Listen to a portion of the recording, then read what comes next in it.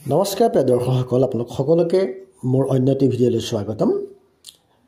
বাজেটে আনিলে চৰকাৰী শিক্ষা খণ্ডলৈ সুখবৰ। হয় দৰ্শকসকল, কেন্দ্ৰীয় বিত্তমন্ত্ৰী নিৰ্মলা সীতাৰমণে আজি বাজেট দাখিল কৰে 2025-26 বিত্তীয় বৰ্ষৰ কেন্দ্ৰীয় বাজেট। এই বাজেটত দেশৰ সকলো চৰকাৰী শিক্ষা খণ্ডৰ বাবে এক অতিকৈ ভাল খবৰ। তেওঁ ঘোষণা কৰা অনুসৰি দেশৰ সকলো চৰকাৰী মাধ্যমিক পৰ্যায়ত চৰকাৰী যিবিলাক মাধ্যমিক স্কুল আছে সেই মাধ্যমিক পৰ্যায়ৰ স্কুলবিলাকত ইণ্টাৰনেটৰ ব্যৱস্থা প্ৰৱৰ্তন কৰিব বিচাৰিছে। ই অতিকৈ ভাল খবৰ সকলো শিক্ষাৰ্থী আৰু শিক্ষক সমাজৰ বাবে।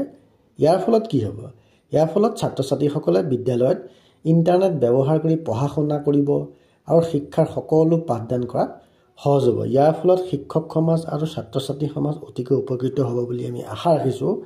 আৰু আজি ভিডিঅ'টো ইমানেই। যদি ভিডিঅ'টো ভাল লাগিছে তেন্তে লাইক, শ্বেয়াৰ আৰু কমেণ্ট কৰিবলৈ নাপাহৰিব। ধন্যবাদ।